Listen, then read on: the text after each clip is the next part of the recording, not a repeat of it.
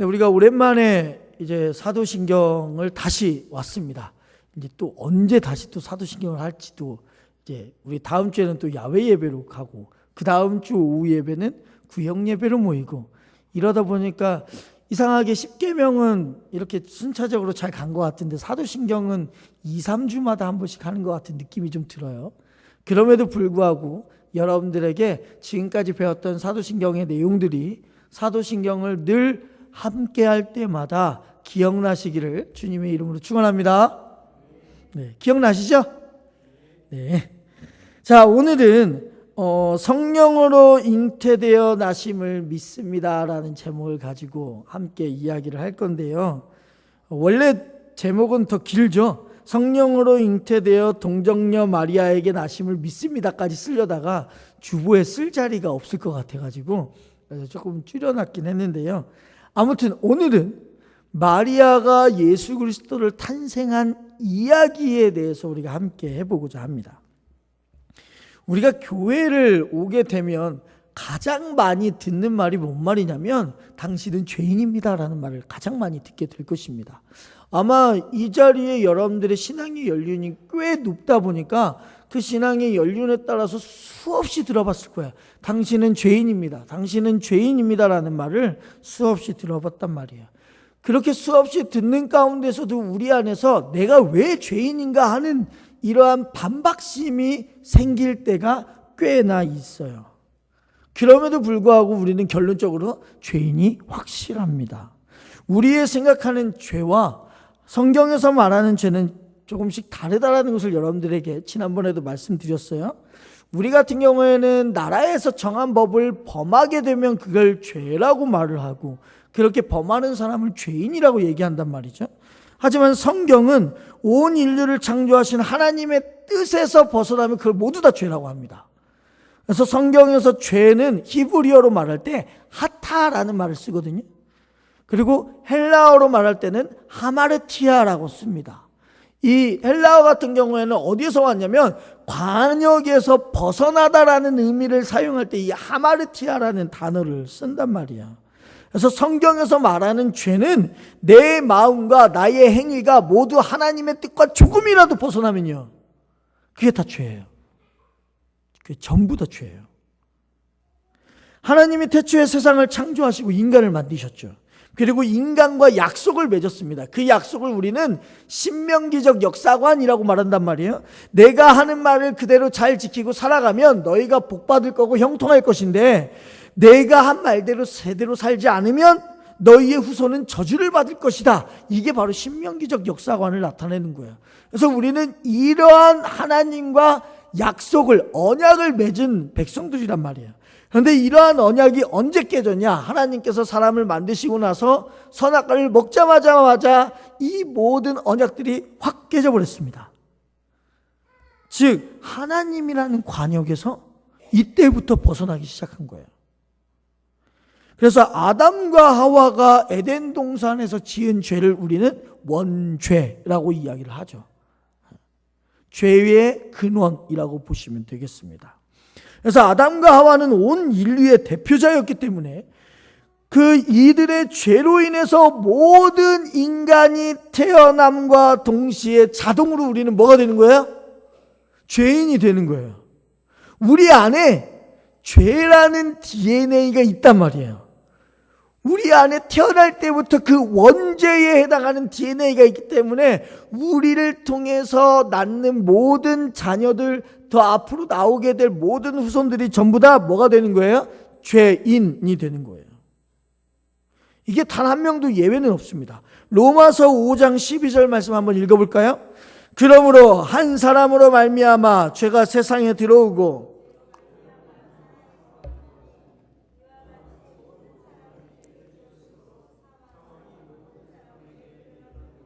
아멘.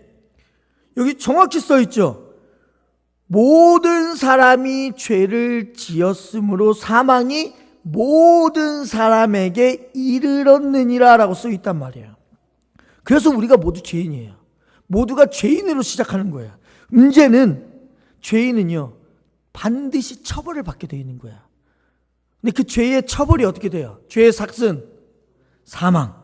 죽는 거예요, 죽는 거. 그래서 죄의 결과로 모두가 죽음이라는 운명을 우리는 맞이할 수밖에 없는 거예요. 그런데 이 죽어가야 되는 우리를 하나님께서 온 인류가 죄 가운데 죽어가는 것을 원치 않으셨단 말이에요. 왜요? 그분은 사랑이시니까. 그분은 우리를 너무나도 사랑하시니까 우리가 잘못해서 죄를 짓고 살아가지만 사랑이 많으신 하나님은 우리를 죽기 원하지 않으신단 말이에요. 그래서 디모데전서 2장 4절 함께 읽겠습니다. 하나님은 모든 사람이 구원을 받으며 진리를 아는 데에 이르기를 원하시느니라. 아멘. 여기 써있죠. 하나님은 우리 모두가 다 죄로 심판받아 죽는 게 아니라 구원을 받으며 이르기를 원하신다고 정확하게 쓰여져 있는 거예요. 즉 죄는 우리가 짓는데 죄로 인해서 우리가 죽임을 당해야 되는데 하나님은요 우리가 죽기를 원하지 않으시는 거예요. 그래서 방법이 뭐예요?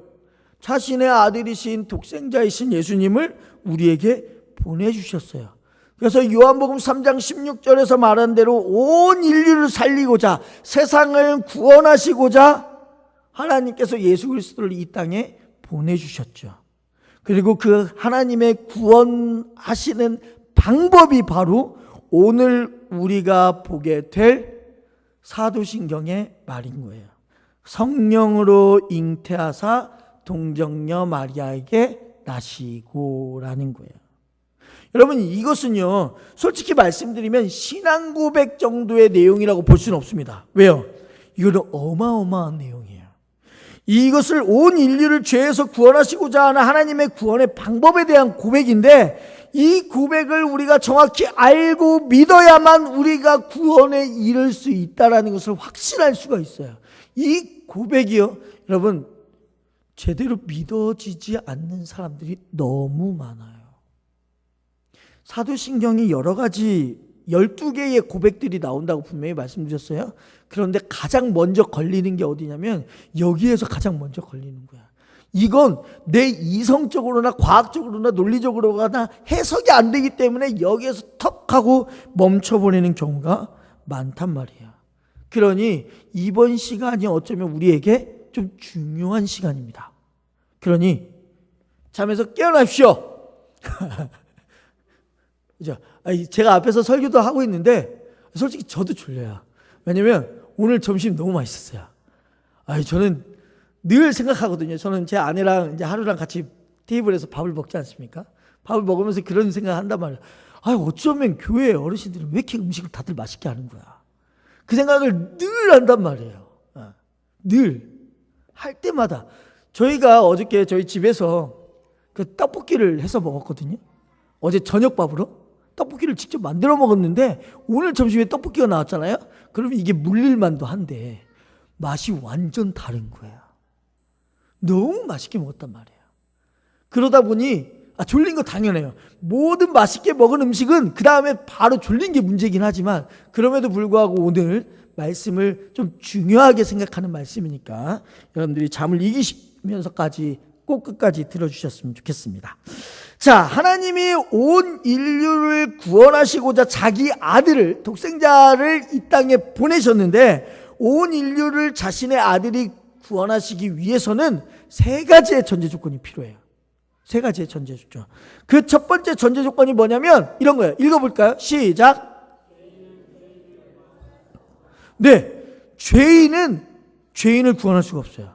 왜요? 지금 온 인류는 전부 다 죄라는 DNA가 있기 때문에 모든 사람들은 다 뭐가 되는 거예요? 죄인이에요. 그러니 사람이 사람을 구원할 수가 있어요? 없어요? 없어요. 100% 죄인이기 때문에 죄가 있는 사람이 다른 죄 있는 사람을 구원할 수가 없어요.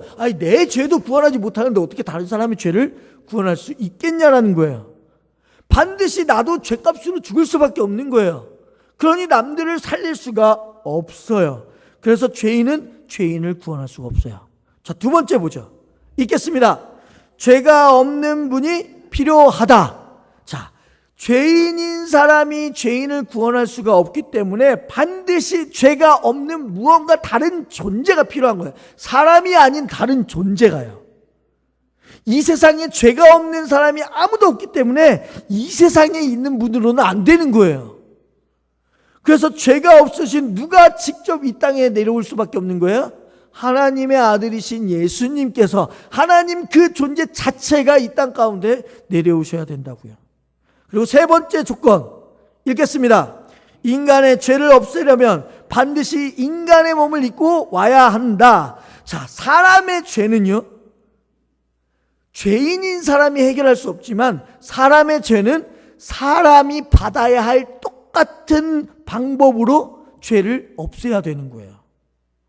내가 죄를 지었다고 해서 나 대신에 여러분들의 집에서 키우는 애완견이 감옥에 대신 갈 수는 없잖아요. 그죠? 여러분들의 죄를 대신해서 여러분들의 자녀가 대신 감옥에 갈 수는 없는 거예요. 우리가 직접 그 죄에 대한 결과를 받아야 돼요. 그러다 보니 인간의 죄를 없애려면 반드시 인간의 몸으로 온 어떤 분이 나 대신에 죽어줘야 되는 거예요. 그래야 인간의 죄가 없어지는 거죠. 이렇게 세 가지 전제 조건으로 인간의 죄가 해결될 수가 있는 거예요. 그래서 이런 이유로 하나님께서 자신의 아들이신 예수님을 인간의 옷을 입고 이 땅에 보내십니다. 그걸 한자로 말하면 성육신이라고 얘기를 하고 영어로 말하면 인카네이션이라고 이야기를 합니다. 그런데 이제 여기서부터 좀 중요한 거예요. 문제가 하나 발생해요. 이 땅에 사람으로 탄생하려면 임신이라는 과정이 필요하잖아요. 그죠?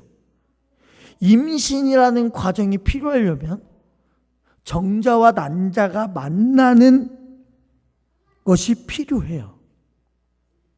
그런데 지구상에서 존재하는 누군가의 정자와 누군가의 난자는 이미 죄를 통해서 만들어진 거란 말이에요. 따라서 정자와 난자의 결합으로 임신해서 태어나면 그 사람은 반드시 뭐가 되는 거예요? 죄인이 될 수밖에 없단 말이죠. 그러니 그 방법으로는 인간을 살릴 수가 없어요. 그래서 하나님이 택하신 방법이 뭐냐? 예수님을 잉태할 때 남녀의 정상적인 정자와 난자가 만나는 그러한 관계가 아니라 어떻게 해요? 성령으로 잉태케 하셨단 말이에요. 근데 여러분들의 상식으로 이게 지금 이해가 되시냐고요? 이해가 안 되는 거예요. 안 돼요. 이해가 안 돼요. 아니, 반드시 죄가 없는 상태로 누군가가 태어나야만 그 사람을 통해서 인류의 죄를 구원할 수 있단 말이에요. 그래서 예수님은 정상적인 남녀의 결합이 아니라 온 인류를 구원하기 위해 동정녀 마리아의 몸을 빌려서 태어나게 하셨단 말이에요. 동정녀가 뭐예요? 처녀잖아요, 처녀. 남자와 성적인 관계를 하지 않은, 경험하지 않은 여성, 처녀를 의미한단 말이에요. 근데 여러분, 당시에 마리아가요, 성경학자들이 밝힌 걸로는 이때 당시에 가브리엘의 천사의 말을 들었던 이 마리아는 10대였습니다. 10대. 이 10대 소녀였던 마리아가 이미 요셉과 약혼한 상태, 두 사람은 동침한 적이 없어요. 그런데 임신을 했어요. 이게 말이 되냐고요. 성령의 능력으로 아이가 잉태된 동정녀 마리아를 통해 예수님이 나셨다라는 것을 믿기가 상당히 어렵단 말이죠. 그래서 이 말을 들으면 교회 다니지 않는 사람들은요, 그냥 웃어 넘기는 거예요. 왜요? 믿을 수가 없는 이야기니까. 근데 심지어요, 교회 안 다니는 게 아니라 기독교인 중에도, 많은 크리스천들 중에도 동정녀 탄생을 믿지 못하는 이들이 많이 있어요. 왜요? 논리적으로, 이성적으로, 과학적으로 말이 안 돼요. 말이 안 돼요. 초대교회 때 많은 부류의 신앙적인 파가 있었는데 그 중에 에비온 파라고 하는 그러한 모임이 있었습니다. 근데 이들이요, 예수님이 우리를 구원한 메시아라고는 믿었지만 그들이 동정녀 탄생은 믿지 않았어요. 근데 그 부류가 지금도 있어요. 개신교 교파 중에 미국 성공회가 지금 개신교 교파거든요. 근데 성공의 사제이자 주교까지 역임했던 존 쉘비 스퐁이라는 사람이 있습니다. 이분이 자신의 저서에 뭐라고 얘기했냐면 동정녀 탄생은 소설적인 합성물일 뿐이다 라고 주장을 했단 말이에요. 그만큼 믿을 수가 없다라는 거예요.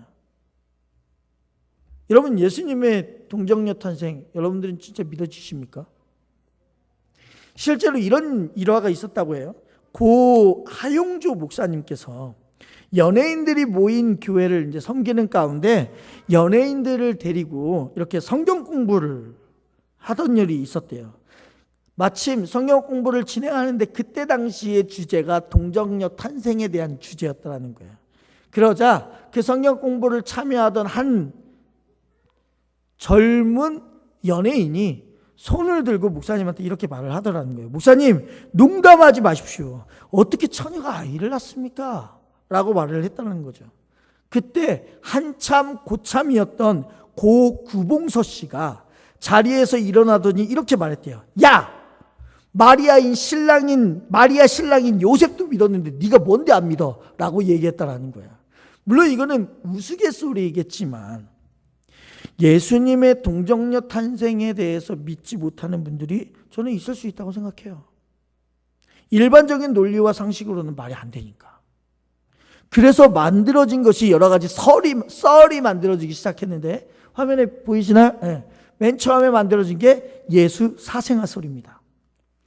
예수 사생아설이 나왔던 배경은 이렇습니다. 당시 마리아가 몰래 만났던 로마의 군인이 있었다는 거예요. 그래서 로마의 군인과 마리아 사이에 태어나신 분이 예수님이었다는 거죠. 그래서 몰래 그때 당시에 마리아가 요셉과 약혼한 상태였기 때문에 몰래 사람을 만난다라는 게 이게 안 되었던, 그때 당시에 안 됐던 일이었거든요. 그래서 몰래 만났기 때문에 예수님을 사생아라고 말하는 설이 있었다라는 거예요. 물론 성경의 내용을 저는 믿음이 아니라 이성으로 보면 분명히 이러한 주장들 나올 수 있다고 충분히 생각합니다. 이성적으로는요. 또 뭔 이야기가 있다면 동정녀 설화설이 있어요. 이 가설은 동정녀 탄생이 사실이 아니라 일종의 설화, 입으로부터 전해져 내려오는 전래동화 이야기, 이러한 식으로 해석하는 것들이 있어요. 왜냐하면 이때 당시에 이미 다른 종교에서 그러한 신적인 능력을 부각시키고자 처녀의 몸에서 우리의 신이 탄생했다라는 이야기가 전해 내려오는 문헌이 있어요. 그러다 보니 예수님 탄생도 예수님의 신적인 것을 드러내고자 동정녀 탄생설이 있었을 거다. 예를 들면 우리나라에도 그런 거 있잖아요. 우리나라 건국씨나 신라의 박혁거세는 어디에서 태어났어요? 알에서. 그죠? 그러니까 이런 이야기로 뭔가 놀라움을 자아내는, 뭔가 신적인 존재를 나타내는 일들이 있었단 말이에요. 그렇다면 이 예수님 당시의 동네 사람들은 이러한 마리아 동정녀 탄생을 어떻게 생각했을까? 마가복음 6장 3절 읽어볼까요? 읽겠습니다. 이 사람이 마리아의 아들 목수가 아니냐?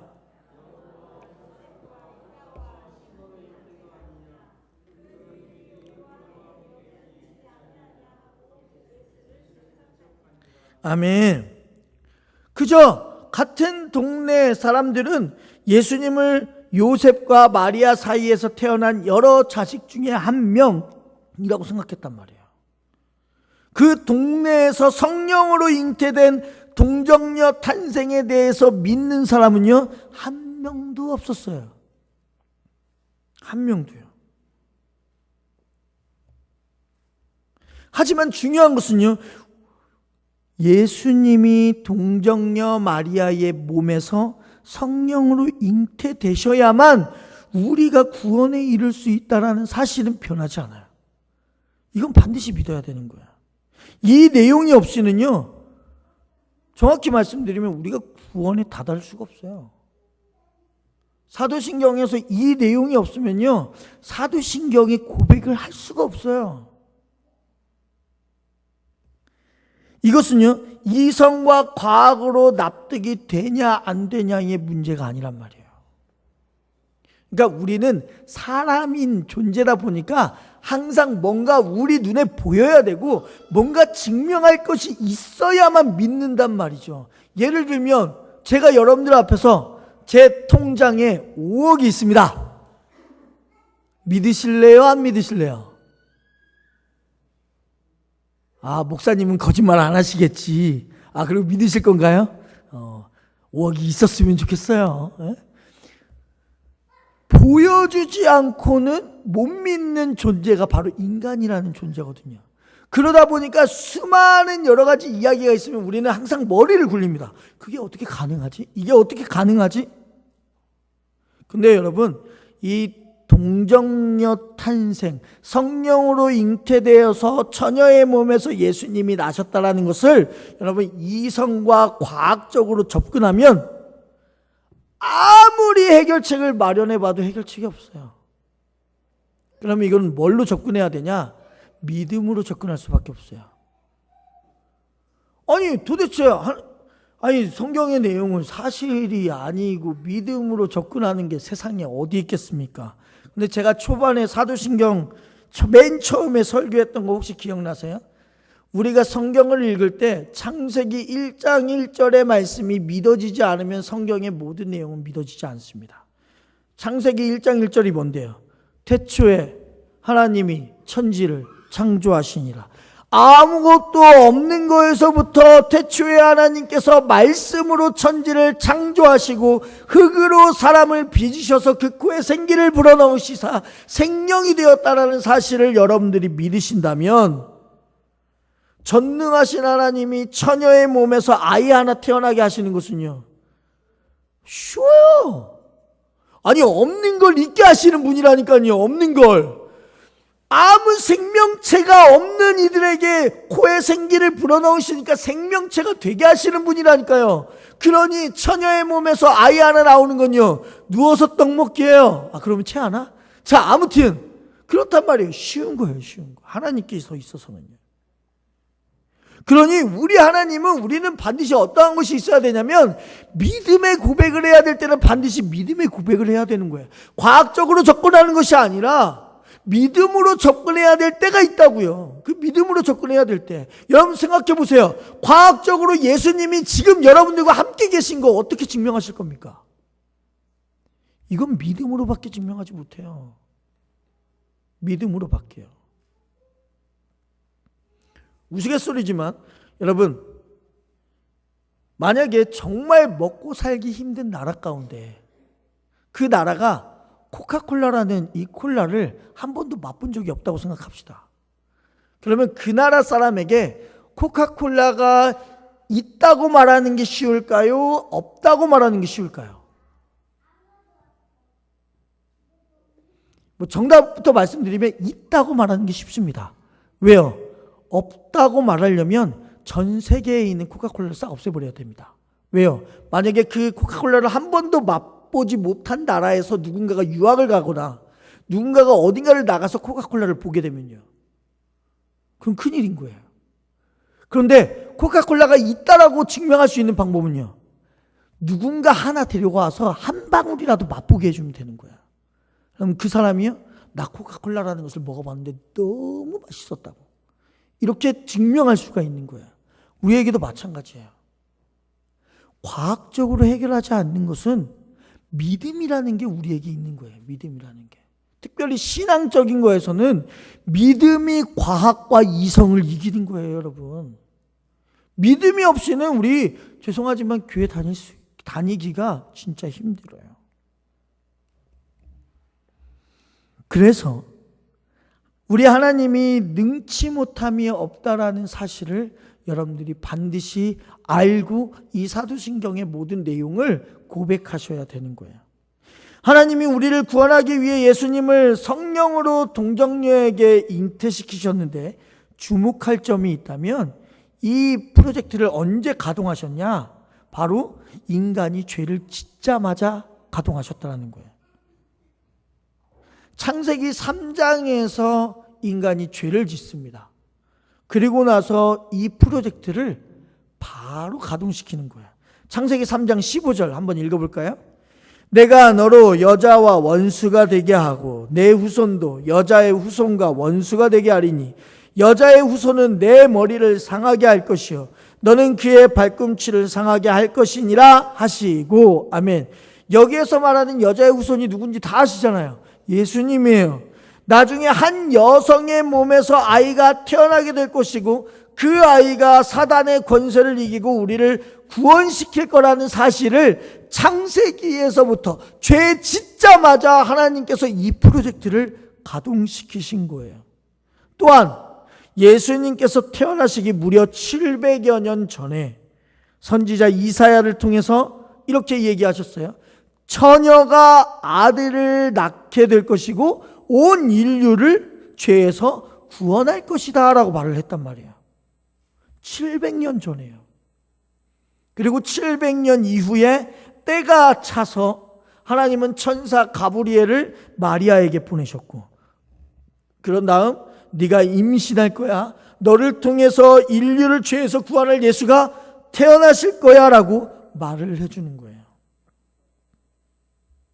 그러면서 마태복음 1장 18절 읽겠습니다. 예수 그리스도의 나심은 이러하니라. 그의 어머니 마리아가 요셉과 약혼하고 동거하기 전에 성령으로 잉태된 것이 나타났더니.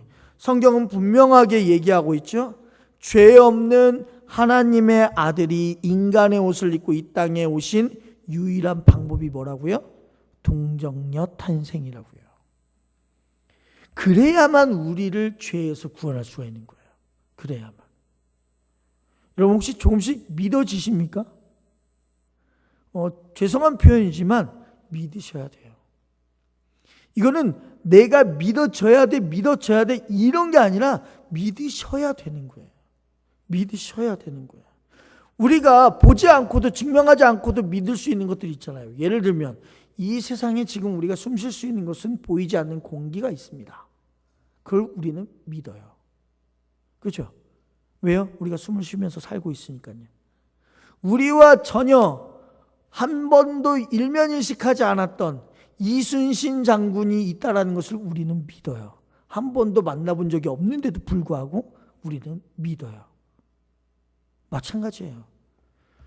하나님께서 우리를 구원시키시고자 죄로 인해서 죽을 수밖에 없는 우리를 죄인의 몸에서 나오는 사람이 아니라 죄가 없는 동정녀의 마리아의 몸에서 예수 그리스도를 탄생하게 하신 사실은 우리는 믿어야 되는 거예요.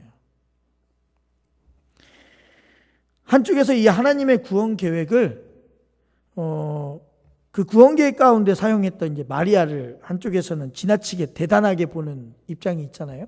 특별히 이제 천주교 쪽에서는 성모라는 이름으로 이제 마리아를 대단한 믿음이 있었던 것들로 이야기를 하는데, 물론 이제 사실은 사실이에요.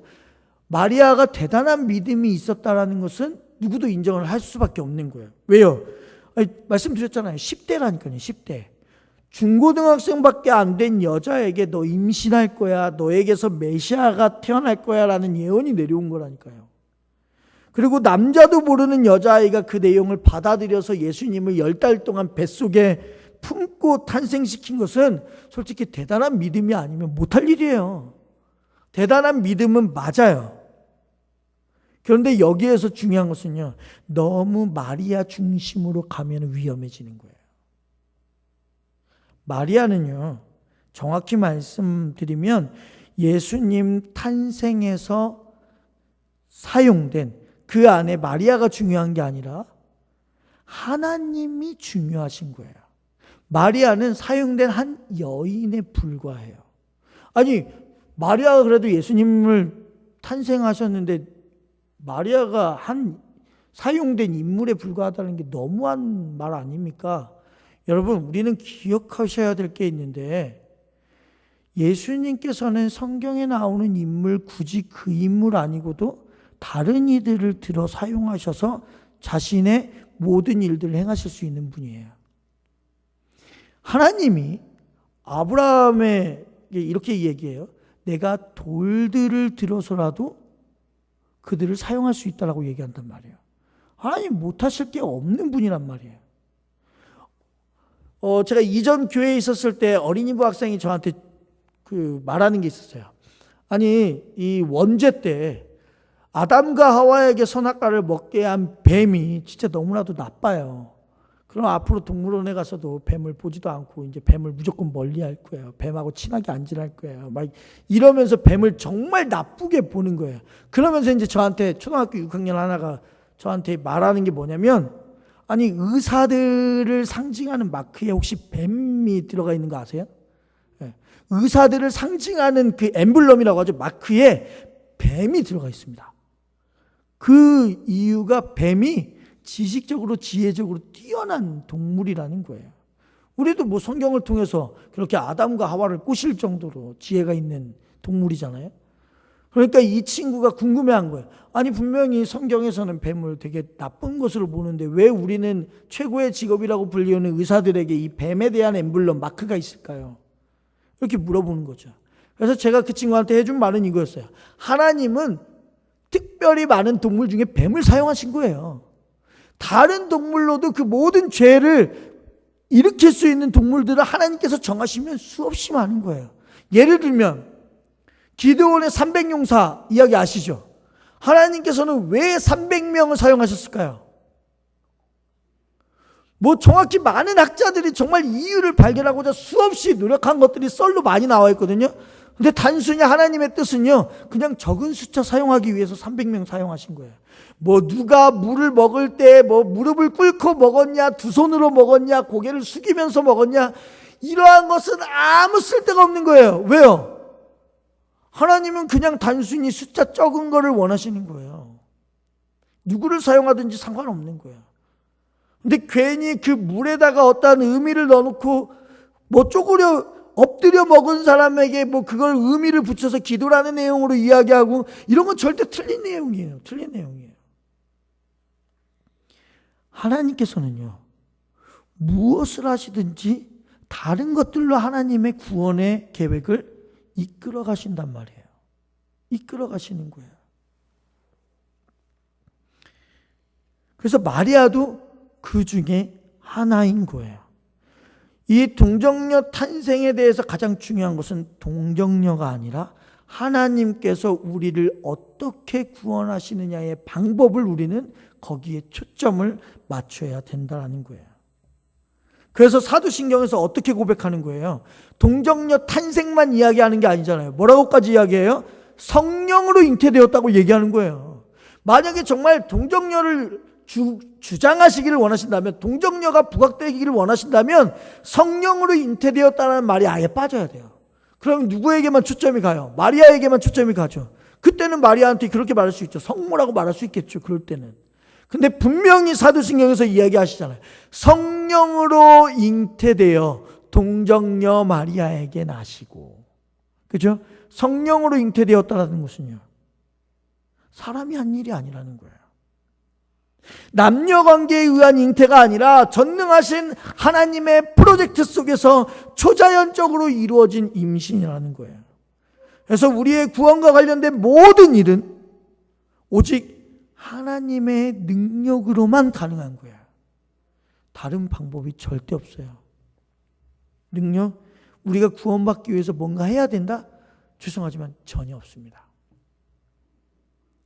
우리 개개인의 구원도 동일합니다. 예수 이름을 믿게 되면 우리는 하나님의 자녀가 돼요. 그죠?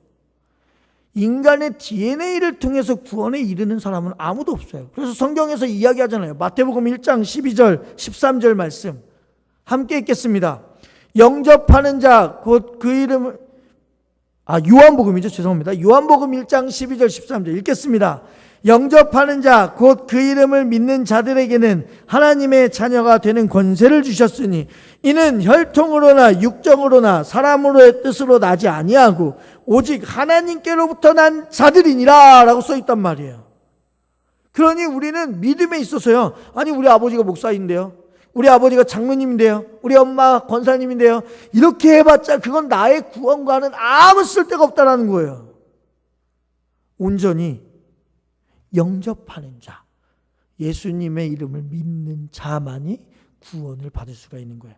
내 DNA를 가지고 누구 아들이니까 뭐 사회에서 인정하는 정말 뛰어난 사람이니까 그래서 구원받는 게 아니란 말이에요. 그래서 성경은요, 이 모든 것을 어떻게 정리하냐? 로마서 5장 17절 18절 함께 읽겠습니다.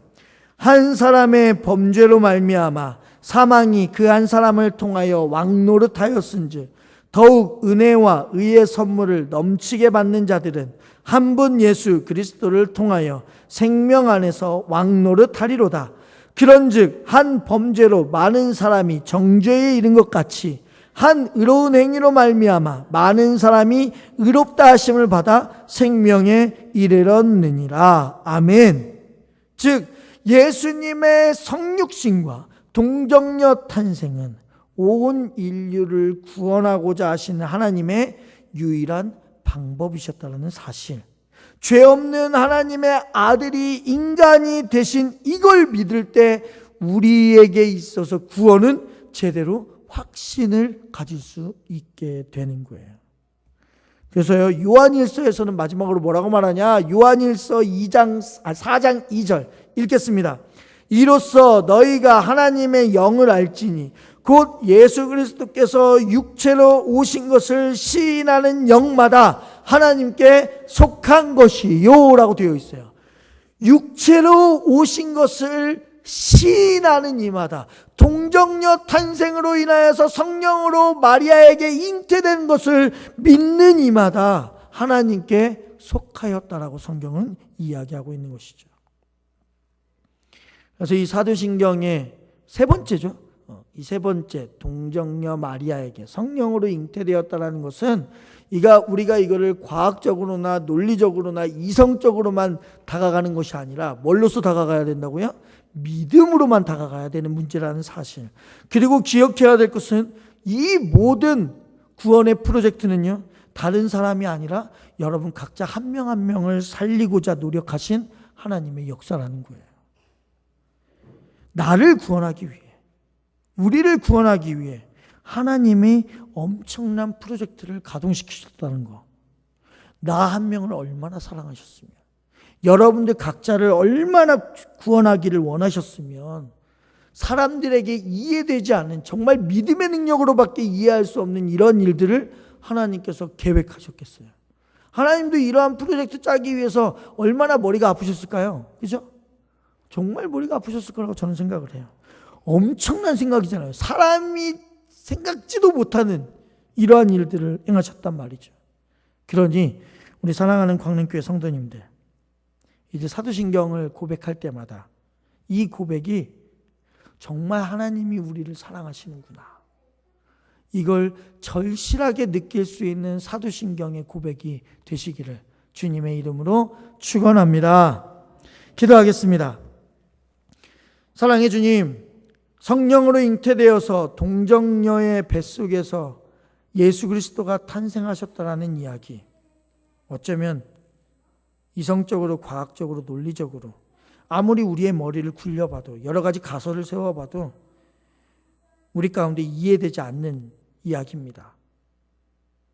그럼에도 불구하고 하나님께서는 이렇게 행하셨습니다. 우리가 이거를 이해하려고 노력하는 것이 아니라 이걸 믿고 믿음으로 나아가려고 노력하는 우리 모든 이들이 될 수 있도록 인도하여 주시옵소서.